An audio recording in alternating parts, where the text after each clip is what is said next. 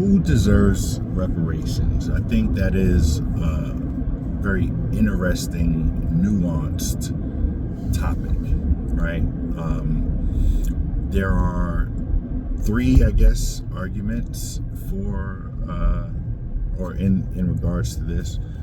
Number one would be no one deserves reparations. Number two would be only the descendants of slaves, direct descendants of slaves, deserve reparations. And the third would be that black people in America in general deserve reparations.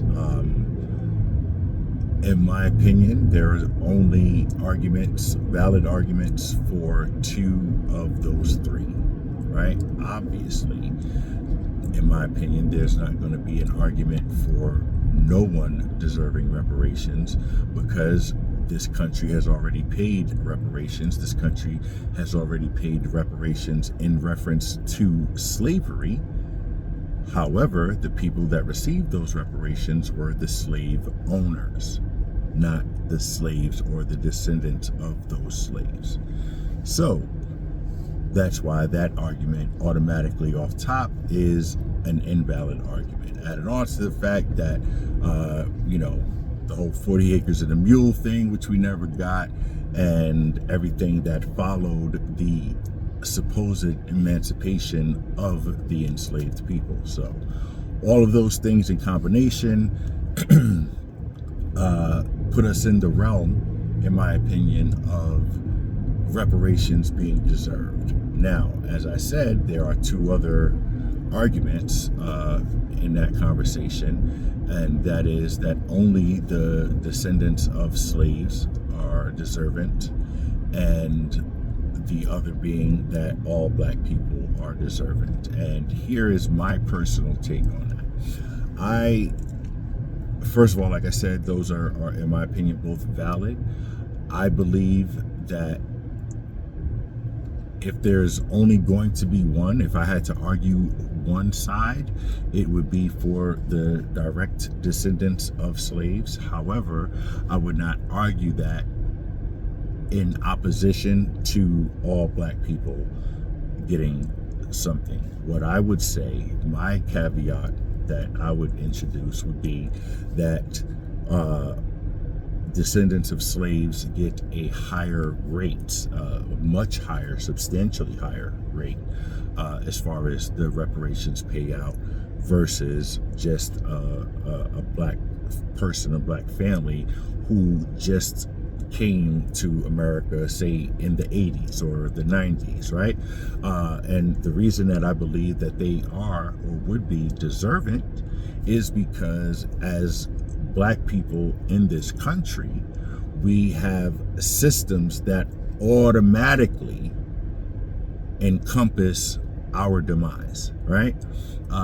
So speaking about a family that maybe migrated here from Africa, right, in the 80s or early 90s, well, they were subjectable to a lot of police harassment, and the reason for a multitude of that was because of the war on drugs, right? So any black person in the realistically in the 70s, but the 80s and 90s that were living in America, especially in any urban area, was definitely subject to harassment, was definitely subject to a poor education system. They were definitely subject to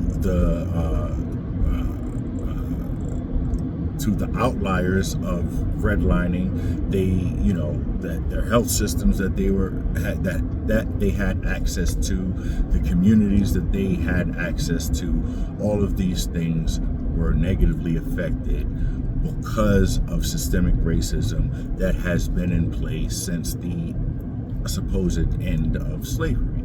So again, this is why, in my opinion, the argument for every black person getting reparations is valid. Now, the side that I would argue the hardest for would be the descendants of the enslaved. These are people who potentially had their families been given what they were supposed to be given during the time period that they were supposed to be given said things, right? The 40 acres and a mule and actual freedom, all of that kind of stuff, equality, justice, right? Had these black families at that time been granted those things, the lives of these people, like myself, would most likely, right, is at least arguable that they would be substantially different, right?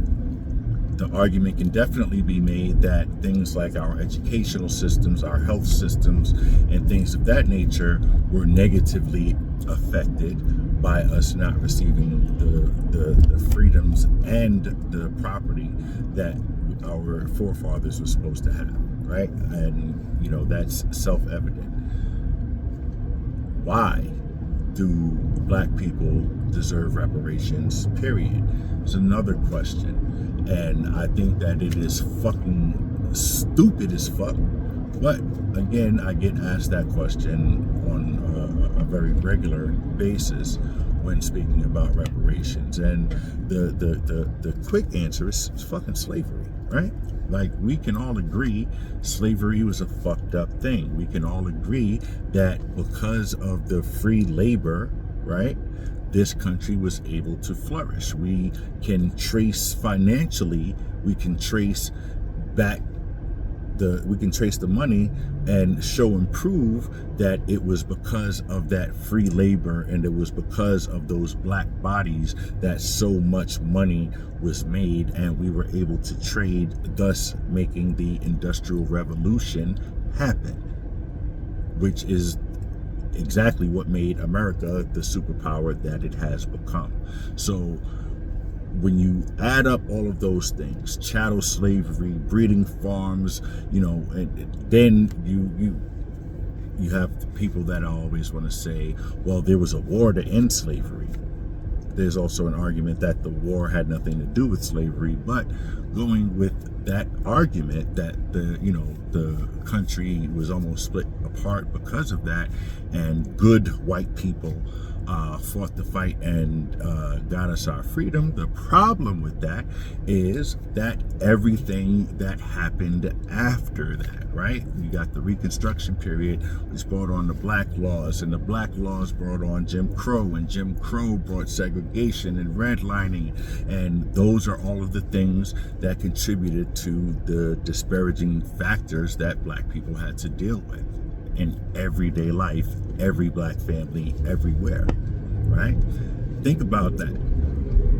Slavery was allegedly abolished in the 1860s, yet and still in the 1960s, the Civil Rights Bill gets finally signed into law, right?